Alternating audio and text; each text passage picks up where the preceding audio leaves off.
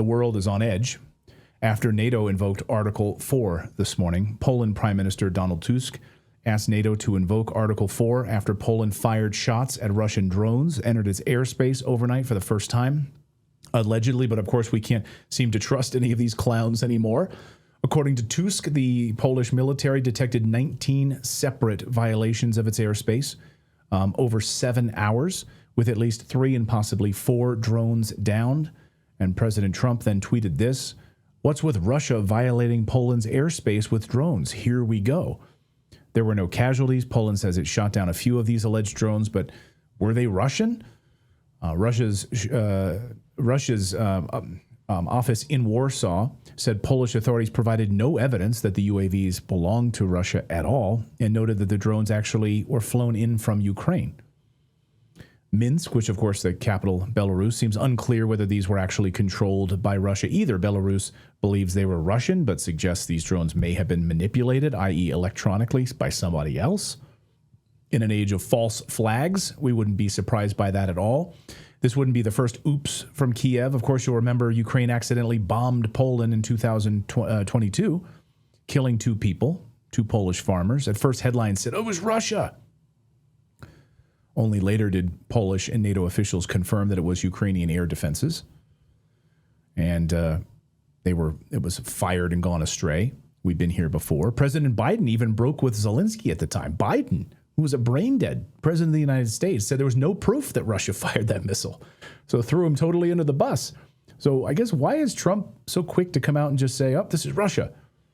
I don't know. Mike Krupa, one of the smartest people in Poland, joins us now. Political commentator Dr. Mike Krupa joins us from Warsaw, Poland on a crazy day. Doc, thanks for hanging out with us, obviously, a little bit here as we were dealing with this breaking news with Charlie Kirk today. What can you tell us? What is the Polish government saying officially at this hour, and what do we know? Well, good to be back on the show, Clayton. Thank you for having me on again. Right now, we're dealing with basically a lot of speculation. Now, the speculation having to do with precisely what kind of drones these were, how they entered Polish airspace, could they have been intercepted, and so on. But the general atmosphere in the mainstream media, unfortunately, is one of, obviously, as President Trump likes to say, Russia, Russia, Russia.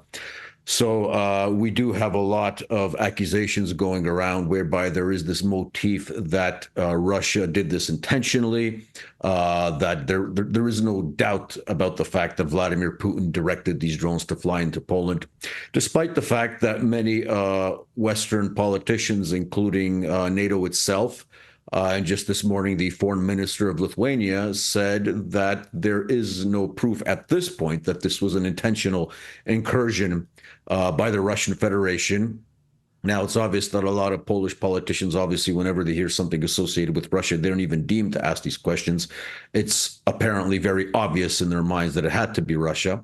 But I think the Russian Ministry of Defense did a smart move by coming out and actually reaching out to the Polish Ministry of Defense saying, listen, we don't know whose drones these were. The ones that we fired this morning have a range of 700 kilometers, if I remember correctly, and we are ready to provide any information to the Polish Ministry of Defense and to hold consultations on these topics. So there is a willingness on the part of Moscow to discuss this issue. The question is, will the Polish side take up the Russian offer? Unfortunately, I doubt it. There will be many, voices thumping about bad Vladimir Putin attacking Russia. And there's already themes coming out and, stories how Putin was planning this to provoke Poland. Whereas if you actually look at the events of the last couple of days, including the statements by President Nawrocki, for example, that Poland will not be sending troops to Ukraine, I think you should be looking at the instigator of this incursion, not in Moscow, but somewhere else, because the question in this situation, which we have to ask is, cui bono? So who benefits? Right. Who benefits from this? And in this situation, of course, who benefits is NATO. But it seems that NATO is fracturing. NATO is falling apart. And it seems like I think it's clear as day from this response that they're not like on a unified front at all, it would seem. What do you think that this means for the future of NATO? Well, I would actually disagree with you a bit here, saying that this is to NATO's advantage. I actually think this was a Ukrainian operation to which NATO was a bit surprised. That's why they're a bit, reserved when it comes to throwing around the accusations against Russia. Now, obviously, NATO has the, fundamental principled, on principle, so to say, anti-Russian stance. But you'll notice that a lot of the Western politicians are, they're expressing solidarity with Poland. But even if you have the Lithuanian foreign minister saying, hey, wait a minute, we don't have direct proof as of yet that this was intentional on the Russian part.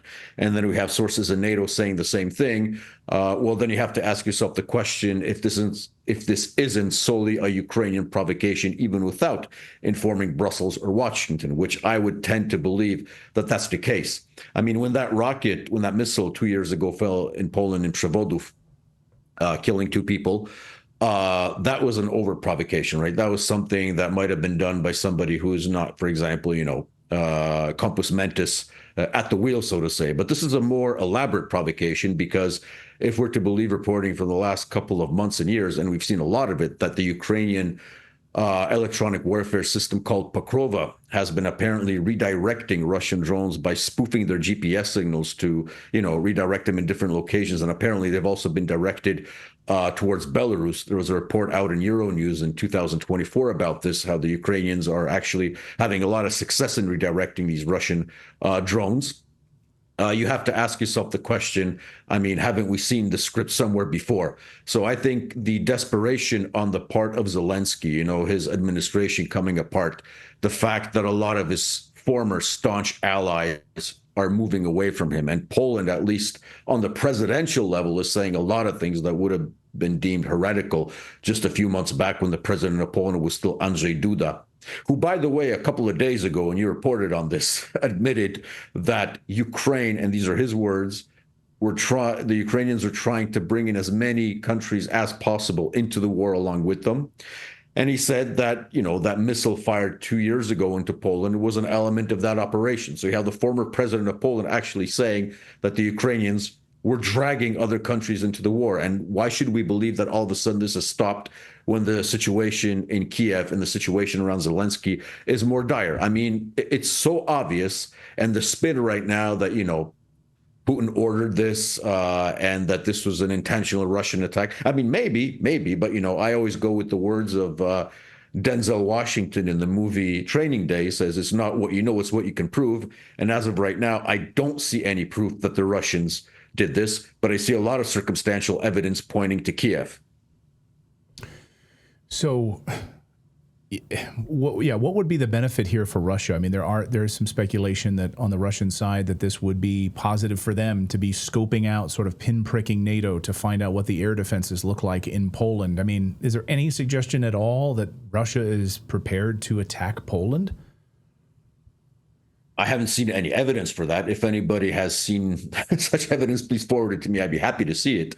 But no, as of now, I personally haven't seen any evidence to back this up.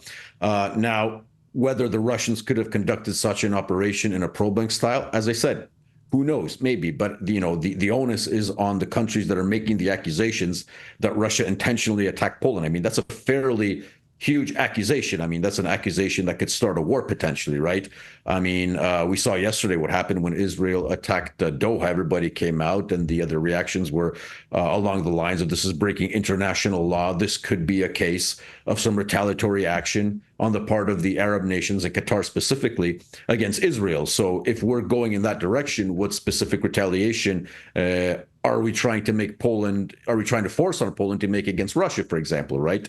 Well, as I said, I don't think it's the Poles, despite the rabid Russophobia in Warsaw, that want to do this. I think it's the Ukrainians who want to see a Polish response on their behalf against Moscow. But as I said, it's not what you know, it's what you can prove. As of right now, I can see a lot of circumstantial evidence, and I can make a more positive case in a court of law that it was actually the Ukrainians having the Przewodów precedent from 2 years back than the Russians intentionally sending those drones into Poland to do what? To crash in a field, to test the air defense systems. I mean, to tell you the truth, I think Russians have a very good, outlook on the Polish air defense systems due to the fact that Russia has a fairly good intelligence service, both military and civilian, and such probing operations would be unnecessary. But as I said, I want to see the proof if people are really convinced that this is a Russian operation. As of now, I've seen a lot of boilerplate Russophobia, typical accusations of Putin is evil. Putin has been doing this all along. This is just another, more evidence of Putin's evil character. But apart from slogans, I haven't seen any concrete proof. And I'm most likely not going to see it in the next couple of days. Mike Krupa, always great to have you here on the show. Thank you for this. We'll be monitoring what happens in Poland, NATO's response. On By the way, Clayton, just want to make one more point, please, regarding Charlie Kirk, because Marta Havryshko is reporting, she's a Ukrainian Xer, so to say, on X, that the Center for Countering Disinformation, led by Zelensky's friend, had labeled Charlie Kirk, who was shot today, as, I quote, an American blogger spreading pro-Russian narratives in the West, end quote. So make of that what you will, but that's an interesting insight into the tragedy that happened today. And prayers for Charlie Kirk. Hopefully he gets through this, and we're all on our knees. We are. But the news that I'm seeing right now, we just learned that Charlie Kirk has just passed away. Dear God. May you rest in peace. Wow. Yes. Mike, thank you. Thank you for joining us now, and we're going to try to get to this information. Thank you. Thanks, Mike.